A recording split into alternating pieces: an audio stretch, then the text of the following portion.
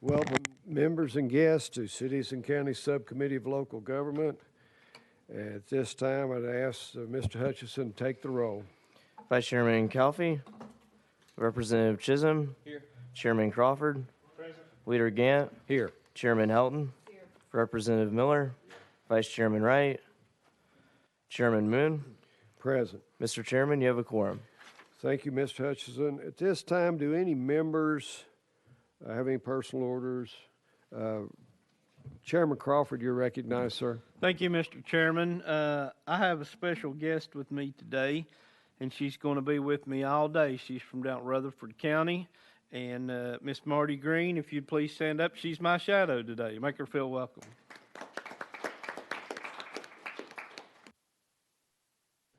Any other announcements, personal orders at this time? Okay, seeing none, we'll go ahead and start with our calendar for today. First bill is House Bill 653, and Chairman Hazelwood is not with us, so without objection, we'll roll House Bill 653 to the heel. Hearing no objection, House Bill 653 is rolled to the heel. The next bill on the calendar is House Bill 2829 by Representative Parkinson. We have a motion and a second on House Bill 2829. Representative Parkinson, sir, you are recognized. And good morning to all of you. I think this is my first time ever coming in this committee. Chairman, good to see you, everyone. So what I've done is I've come up with a creative way for recruitment of police, fire, teachers, and unions by municipalities. And what this does is it just adds another tool to the toolkit for them to recruit. It gives them the ability to offer grants to offer grants to prospective police, fire, teachers, and nurses. And they can make grants up to the amount of their property tax bills, but let me be clear, this does not mandate that they use that grant for their property taxes. But in order to, if they're going to receive grants, these are the only guidelines that I put in. If they're going to receive these grants, then they have to live in the municipality where the grant is being offered.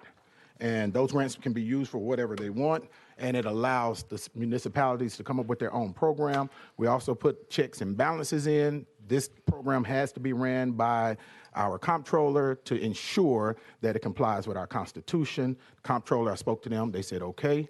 And the last thing on that, they are to come up with their own program, and it has to have a clawback provision in it also. And this is for them to, if they want to, let's say for instance, they want to recruit a police officer. They recruit the police officer. If he wants to get in the program, they contract with that officer for however many years is in their program, and they're able to offer these grants to them. And with that, I renew my motion. All right, Leader Gant, you're recognized on the bill, sir. Thank you, Mr. Chairman. Welcome to committee. First time. Is this your first bill in here? It is my first bill in here. Okay. We're not going to give you a hard time on that front today at all. My question is, can you go drill down into it a little bit deeper about the incentive? How do they incentivize this program? Yes, sir. So all we did was put the just basic framework in place. They are to come up with their own program. Our basic framework says they can create a program that allows those four professions to be able to receive a grant from that municipality in up to or in the amount of their property tax bills if they're buying property in that municipality. Now, it does now also in that framework it says these grants are not to be used necessarily, they don't have to be used to pay those property taxes. It also has to have a clawback in it, right? If this person gets fired or quits or whatever, they have to pay that money back. And the last piece in it, I think I said it earlier, but I forgot. The municipality that the grant comes from, inside of the framework, they have to live within that municipality where the grant comes from. Leader Gant. So if they apply for this grant, let's say they get the money, what would they specifically use that money for? It's up to, Representative I'm Parkinson. sorry, thank you. Sorry, Chairman. It's up to the city, whatever they put in their program, but not for property tax. Leader Gant. So it would be used only to incentivize the recruitment, which is what they're trying to do now. So this just gives them additional funding to do what they're doing now already? Representative Parkinson. Thank you, Mr. Chair. No, it does not give them the additional funding. They are to come up with the funding, but it gives them a tool to use. Yes, sir. Okay. All right. Thank you, Mr. Chairman. Representative Calfee, you're recognized on the bill, Thank you, sir. Mr. Chairman. My friend from the west coast of Tennessee, how are you today? I'm doing pretty good, and from the west coast of the United States also. Oh, okay. On the bill, sir. I'm sorry. Is the purpose of this bill to undo what we passed here a while back, that you don't have to live in Memphis to work there, to be a city, a fireman or a policeman? Representative Parkinson. Thank you. Absolutely not. It does not undo that law. Absolutely not. It's just another tool that cities can use if they want to bring people to live in their city. That's all. It does not undo that law at all. No, sir. Representative Calfee. Thank you, sir. Thank you, Mr. Chairman Crawford, you're recognized, sir. Thank you. Thank you, Mr. Chairman. Mr. Sponsor, I was reading in the summary.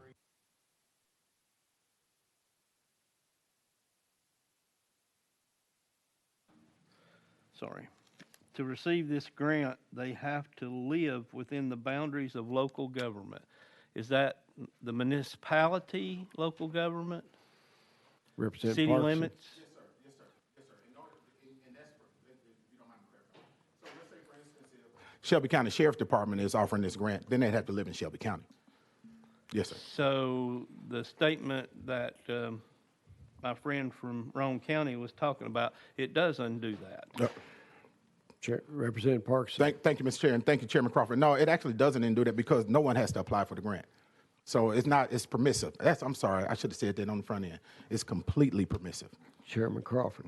Thank you, Mr. Chairman. The other question I have is it's an awful broad area you've got here as far as dealing with teachers, firefighters, police officers.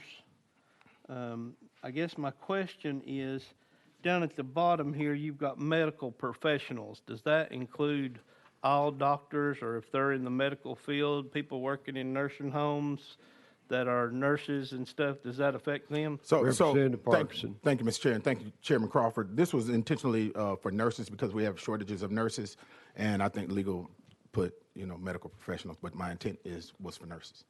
Chairman Crawford.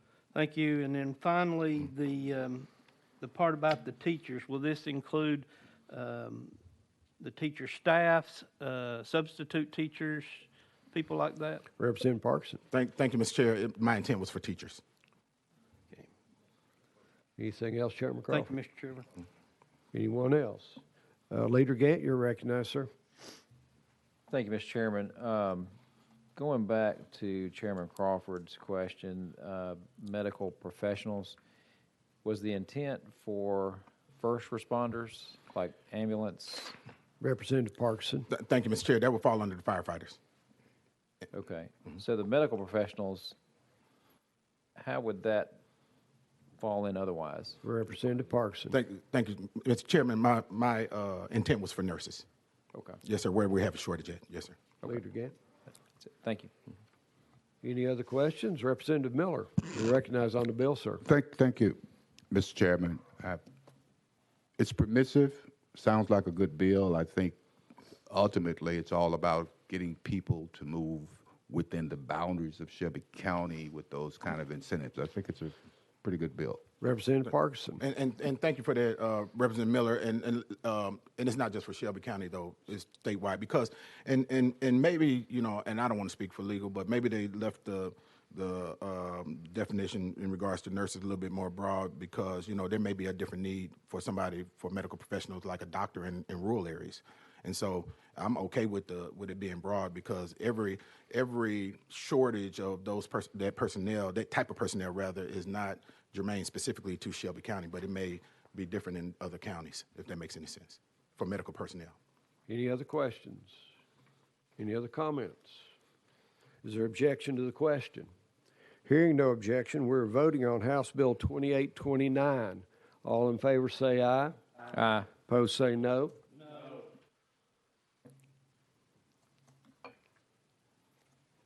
Clerk, call the roll, please. Vice Chairman Calfee? Representative Chisholm? Chairman Crawford? No. Leader Gant? Chairman Helton? Representative Miller? Vice Chairman Wright? Chairman Moon? Pass. All right, Mr. Chairman, you have 4 ayes, 3 nays, and 1 pass. House Bill 2829, the ayes prevail. Moves to the next available calendar of local government. Thank you, Mr. Chair, and thank you, committee.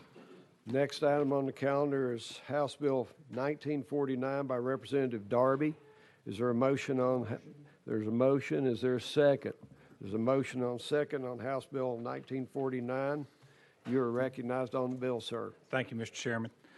There are 343 of 345 cities in Tennessee whose compensation is paid to their elected officials and are determined locally. The remaining 2, Elizabethton and Union City, have the compensation of elected officials set in the state statute. This legislation will allow the governing bodies of these cities to set the compensation paid to their elected officials and bring them in line with the other 343 cities whose compensation is established locally. This legislation is permissive and includes safeguards that mandate this action be done by 2/3 vote of the local governing body and only effective following the next local election. Questions on the bill? Questions being called? Is there objection to the question? Hearing no objection, we're voting on House Bill 1949. All in favor say aye. Opposed say no. The ayes prevail. House Bill 1949 moves to the next available calendar of local government. Thank you, Mr. Chairman and committee. Vice Chairman Wright, you're recognized. Thank you, Mr. Chairman. We have an item that has been rolled to the hill. I'd request or make a motion it be brought back to the front.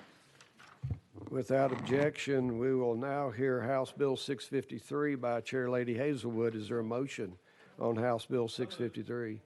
We have a motion and a second on House Bill 653. Chair Lady Hazelwood, you're recognized. Thank you, Mr. Chairman and committee, and I apologize for not being here in the beginning. Just a lot going on in everybody's life right now. I do believe you have an amendment on the bill, We do, and the amendment does make the bill. and it's amendment barcode 14534. Is that correct? That's correct. We have a motion on the amendment. We have a motion. Do we have a motion on the amendment? And we have a motion and a second on the amendment. Chair Lady Hazelwood, you're recognized on the amendment. Thank you, and as I said, Mr. Chairman, this amendment does make the bill, and it simply says that without prior written approval from the state treasurer, a Tennessee local government entity can't pay, compensate, award, or remit funds in the form of or facilitate the conversion of funds to blockchain, cryptocurrency, or other non-fungible tokens or virtual currency. And this it's a new part of the code, it would be Title IX, Chapter 3, and this would be repealed in June 30th of 2025 after hopefully we know more about how all of these virtual currencies will work or not work. Questions, comments on the amendment? We have questions being called on the amendment. Is there objection to the question? Hearing no objection, we're voting on Amendment 14534. All in favor say aye. Opposed say no. The ayes prevail. We're back on House Bill 653 as amended. We have questions or objection to the question. Hearing no objection, we're voting on House Bill 653. All in favor say aye. Opposed say no. Ayes prevail. House Bill 653 moves to the next available calendar of local government. Thank you, Chairman and committee, and again, thank you for taking me out of order. Appreciate it. And the next bill on the calendar is House Bill 2787 by Chairman Ramsey. And there's been a request to take that bill off notice. Is there objection to taking the bill off notice? Hearing no objection, House Bill 2787 is off notice. The next bill on the agenda is 2349 by Chairman Holsclaw. Do we have a motion? We have a motion and a second on House Bill 2349. Chairman, you are recognized. Thank you, Chairman and committee members. Basically, HB 2349 is a cleanup from a drafting area from last session. And you do have an amendment, sir. Yes, I do. And it's barcode 14202. You are correct. And is there a motion on the amendment? Is there a second? We have a motion and a second on amendment 14202. You're recognized on the amendment, sir. Thank you. And this clarifies that a craft brewer may choose to distribute in their home county and another county not already assigned to a wholesaler. And it allows them to distribute up to 1,800 barrels of beer annually. And I that's what believe the- we're changing a word and, Yes. word and to or. It can't do both. You got to do one or the other. Questions or comments on the amendment? Is there objection to the question? Hearing no objection, we're voting on amendment 14202. All in favor say aye. Opposed say no. The ayes prevail. Now we're back on the bill, House Bill 2349. Is there objection to the question? Here no objection, we're voting on House Bill 2349. All in favor say aye. Opposed say no. The ayes prevail. House Bill 2349 moves to the next available calendar for local government. Thank you, committee. The next bill on the calendar is House Bill 2519 by Sexton.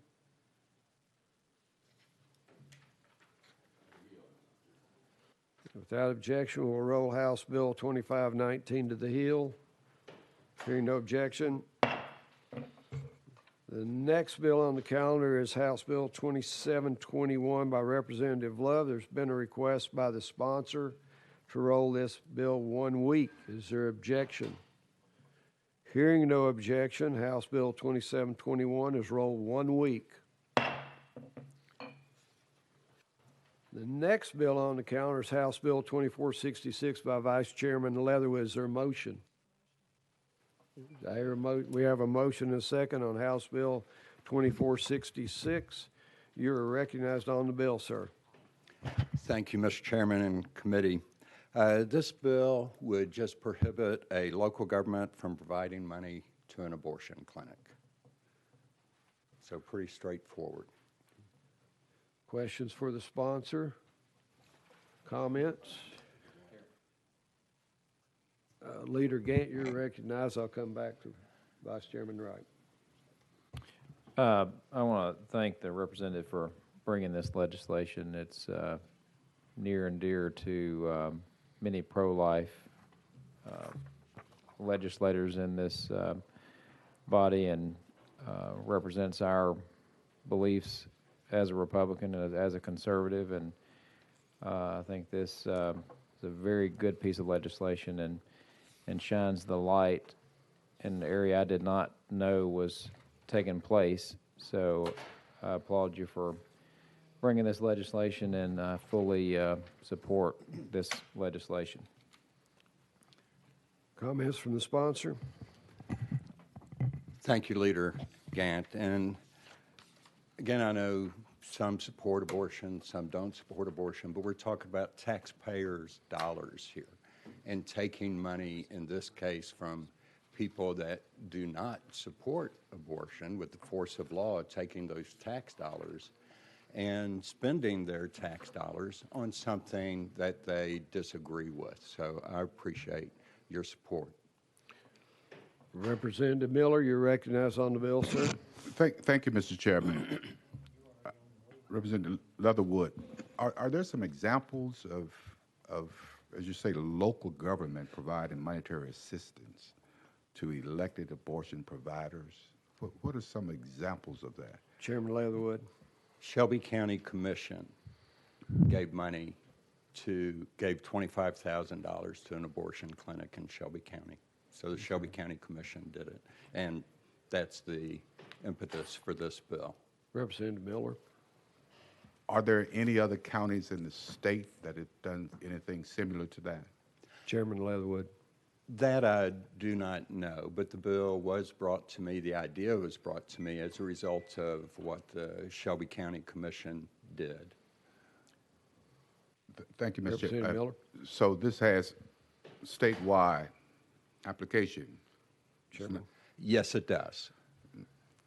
Not limited just to Memphis and Shelby County. Chairman Overwood. That's correct. Okay, thank you. Vice Chairman Wright, you are now recognized, sir. Thank you for the patience. Thank you so much, Mr. Chairman. I'm having trouble formulating some conversation around this, and I'm also losing my voice, but as Dr. Briggs said, I do not have COVID. Excuse me. In the governmental agency giving money directly to, as you just described, what would break the chain if a governmental entity gives money to another nonprofit, which gives money to a third nonprofit? What would break the chain? And really, I think I also need an answer from legal on this particular question, but Okay. to the sponsor first, if we might. All right. Thank you, sir. Vice Chairman Leatherwood, you're recognized on the question. Okay. Yes, I think this legislation, as I understand it, could impact in that situation.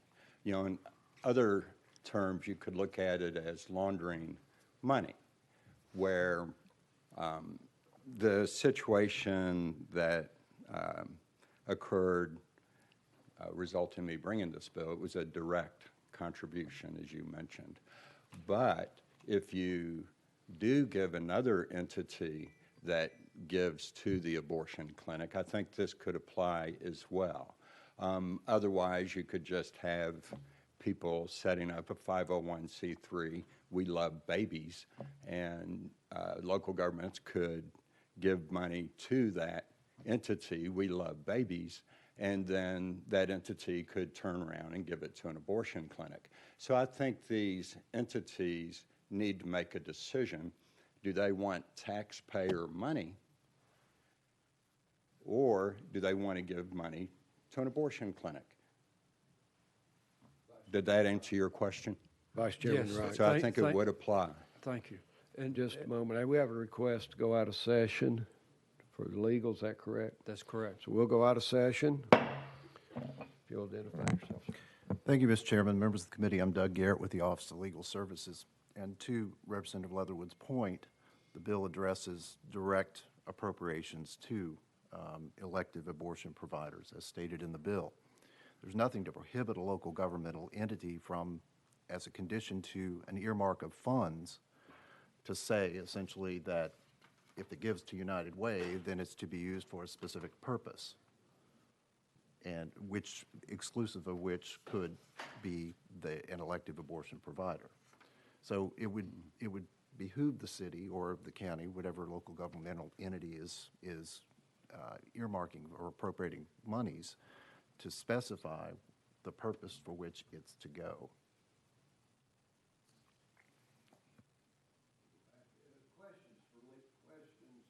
Questions of the members to legal while we're out of session? Leader Gant, you're recognized. Thank you, Mr. Chairman. So let me get this straight. So if we have a county entity or city municipality or county entity that gives to a nonprofit, and that nonprofit in return gives to an abortion provider, then that does not negate, or this legislation would not apply in that situation. Is that what I'm hearing? Mr. Garrett. As I read I'm sorry, Doug Garrett with the Office of Legal Services. As I read the legislation, it's a direct earmark of funds. However, to get at that point or to prevent that from occurring, that pass through, say, a United Way or something else, then that local governmental entity, it would be to their benefit to specify that these funds are to go for this purpose or that purpose, but not specifically to an elective abortion provider. Leader Gant. So that would be what I would say an indirect, which the legislation would not apply in that situation, correct? Mr. Garrett. Doug Garrett with Legal Services. That's correct, because the bill specifically says in subsection B, in furtherance of this policy, a local government shall not provide monetary assistance to an elective abortion provider. It doesn't state with specificity whether it's an indirect or a direct. Okay. Leader Gant, any other questions? No, thank you, thank you. Any other members while we're out of session for legal? Seeing none, we'll go back into session. And we're back on the bill. Are there any other questions or comments of the sponsor?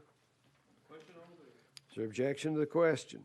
Hearing no objection, we're voting on House Bill 2466. All in favor say aye. Aye. Opposed say no. The ayes prevail. 2466 moves to the next available calendar of local government. Thank you. The next item is House Bill 838 by Representative Sparks, and he has taken that off notice. So without objection, House Bill 838 is off notice. Hearing no objection, 838 is off notice. The next item is House Bill 2039 by Chairman Carr. He's asked that that be rolled 1 week. Is there objection to the roll? Hearing no objection, House Bill 2039 is rolled 1 week. And that brings us to the heel of the calendar, which is House Bill 2519 by Representative Sexton. Is there a motion? There's a motion to roll this bill to the next calendar, which is next week, without objection. Hearing no objection, House Bill 2519 is rolled 1 week. That concludes today's calendar. Are there any announcements by the members?